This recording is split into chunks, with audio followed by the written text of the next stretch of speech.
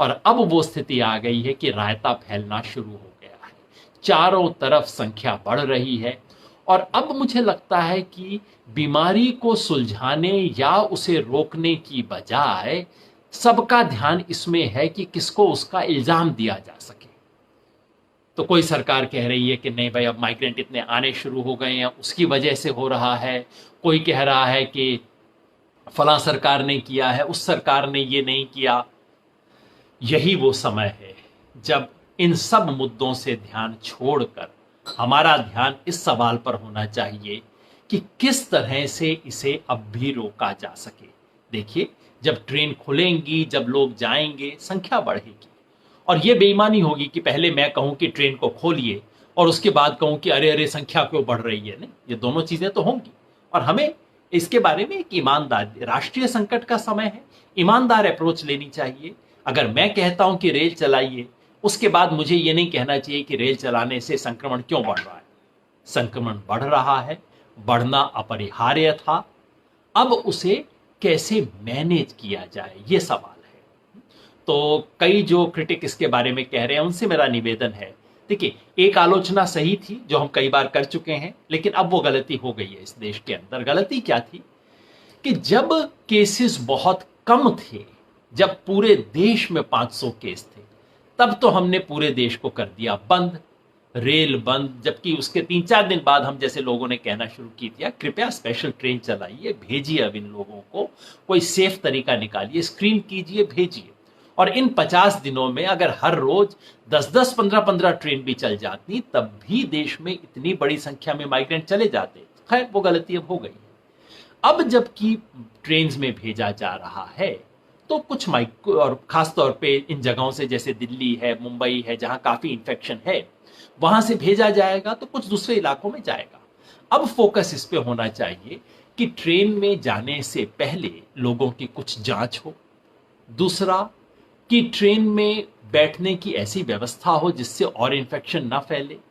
तीसरा, उतरने के बाद कुछ जांच हो। दुर्भाग्यवश वैसा फिलहाल दिखाई नहीं दे रहा। मैं खुद कुछ कैंप में गया जहां पे दिल्ली में जाने से पहले लोग तैयार होके हो रहे थे, उनको खाने पीने की सुविधा थी वहां पे, लेकिन कोई सोशल डिस्टेंसिंग हो ये तो मजाक है, ऐसा कोई सोशल डिस्टेंस नहीं था। और अगर कोई कहे कि वहां ऐसी व्यवस्था थी जिससे संक्रमण को रोका जा सके, ऐसा तो कुछ दिखाई नहीं दिया। ट्रेन में जिस तरह से अब लोगों को भर रहे हैं, पहले तो यह था कि ट्रेन चलाएंगे नहीं, फिर यह था कि ट्रेन में सीटें खाली छोड़ के भेजेंगे, अब यह है कि बस जाओ, दफा करो, इनको किसी तरह से निकालो, मुसीबत मेरे यहां से निकले। कुछ ऐसी अप्रोच आ गई है जो बहुत अच्छी नहीं है। इसके बारे में सोचने की जरूरत है। और सरकार ने जो गाइडलाइंस दी है मुझे समझ नहीं आता। गाइडलाइन कहता है कि हवाई जहाज चलेंगे, अच्छी बात है, हवाई जहाज चलेंगे, लेकिन हवाई जहाज से जो लोग उतरेंगे उनको क्वारंटाइन नहीं किया जाएगा, और जो लोग पैदल चल के आ रहे हैं उनको क्वारंटाइन किया जाएगा। वे कैसी गाइडलाइन है? क्या इसका कोई प्रमाण है कि जो लोग पैदल चलते हैं उनको कोरोना वायरस ज्यादा लगता है, जो हवाई जहाज में चलते हैं उनको कम लगता है? संभावना तो यह है कि उनको ज्यादा होने की गुंजाइश है जो हवाई जहाज में चलते हैं। इसके बारे में क्यों नीति है? सरकार की तरफ से कोई स्पष्टीकरण नहीं है। मामला यही है कि बड़े साहब के लिए एक अलग तरह के नियम, साधारण लोगों के लिए दूसरी तरह के नियम। ये तो ठीक बात नहीं है, ऐसा कहा जा सकता है। पिछले 72 घंटे की सबसे बड़ी खबर ना कोरोना की है, ना दिल्ली की है, ना मुंबई की है, खबर बंगाल की है। और वो है वहां जो चक्रवात आया, साइक्लोन आया। पिछली बार जब हमने आपसे बात की थी बुधवार को, तो मैंने कहा था शाम 4 से 6 बजे के बीच में एक्सपेक्टेड है। हम दुआ करें, हम सोचें कि स्थिति बेहतर हो। शुरू में ऐसा लगा कि इतना असर शायद चक्रवात का नहीं हुआ, क्योंकि शुरू में डेथ्स की संख्या केवल 8-10 बताई जा रही थी पहले दिन, लेकिन दूसरे दिन तक आते आते पता लगा कि ये मामला बहुत बड़ा है। ये जो साइक्लोन है ना, ये भारत के इतिहास में पिछले 15-20 साल का सबसे बड़ा साइक्लोन है। तो सिर्फ बंगाल के लिए नहीं, वैसे इसमें उड़ीसा का भी नाम लेना चाहिए। हालांकि हिट उसने बंगाल के कोस्ट को पहले किया, लेकिन जैसा चक्रवात आता है तो अपने आस पड़ोस के 100-200 किलोमीटर का जो पूरा कोस्टल एरिया है सबको प्रभावित करते हुए आता है। उड़ीसा के अंदर भी काफी डैमेज हुआ है।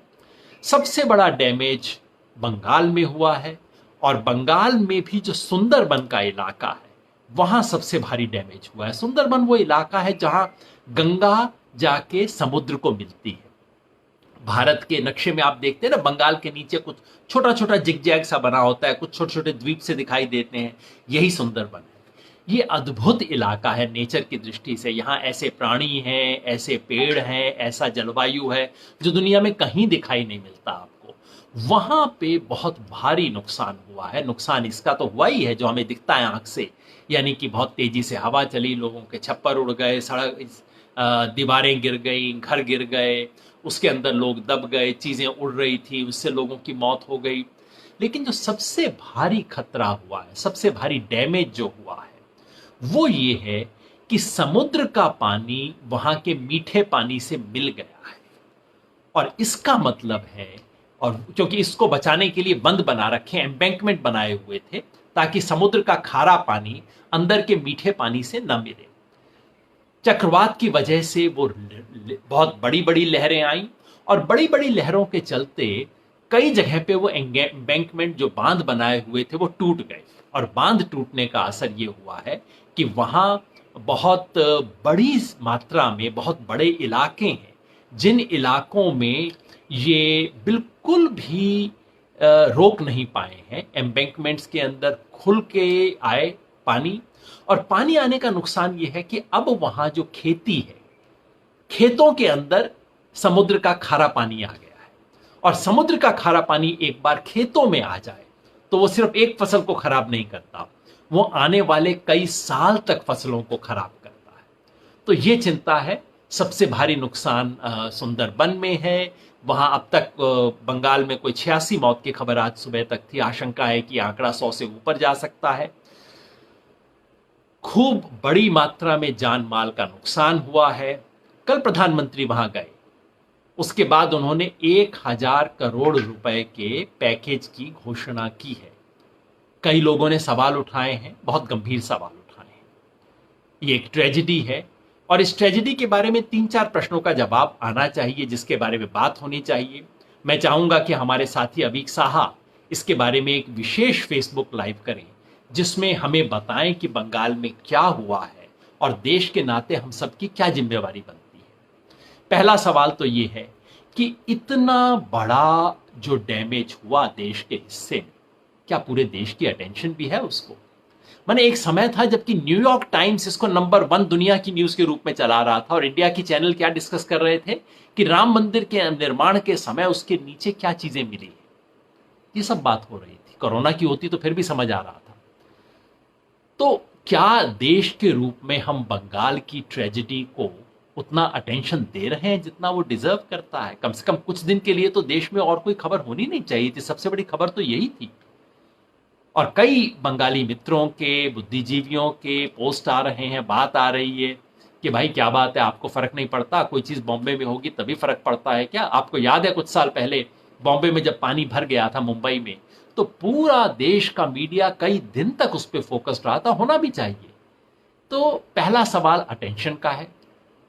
दूसरा सवाल है कि जाके अभी प्रधानमंत्री ने जो 1000 करोड़ का पैकेज अनाउंस किया है, क्या वो शुरू में पर्याप्त तो छोड़ दीजिए, क्या वो कुछ भी कर पाएगा? बंगाल सरकार का कहना है कि 13,000 करोड़ तो उनके बकाया है केंद्र के ऊपर। तो अगर केंद्र सरकार उनका बकाया ही उनको दे देती तो वो ज्यादा बड़ी बात होती। क्या ऐसी ट्रेजेडी में, क्योंकि 1000 करोड़ कोई अमाउंट नहीं होता इतनी बड़ी ट्रेजेडी से मुकाबला करने के लिए, उसके लिए कुछ बहुत बड़ा करने की जरूरत है। और अफसोस ये कि अभी तक इसका कोई प्रमाण नहीं मिल रहा कि ये बड़ा हो पा रहा है। मैं चाहूंगा कि हम सब लोग मिलकर इसके बारे में आवाज उठाएं। बंगाल के साथियों को, बंगाल के नागरिकों को ये महसूस ना हो कि हमारे संकट की दृष्टि में देश को हमारा ध्यान नहीं आया। मैं बार बार ये बात कहता हूं, नेशनलिज्म की डेफिनेशन और नेशनलिज्म का टेस्ट मेरे लिए ये है कि जब मेरे राज्य के बाहर, मेरी भाषा के बाहर कुछ हो रहा है, तो क्या मैं उसके प्रति संवेदनशील होता हूं? क्या मुझे महसूस होता है कि हाँ, ये उतना ही बड़ा क्राइसिस है जैसे मेरे घर में कुछ हो गया हो? नेशनलिज्म तो यही है ना कि दूसरे में, तमिलनाडु में सूखा पड़े और मुझे वैसा ही महसूस हो जैसे मेरे घर में, मेरे गांव में सूखा पड़ रहा है।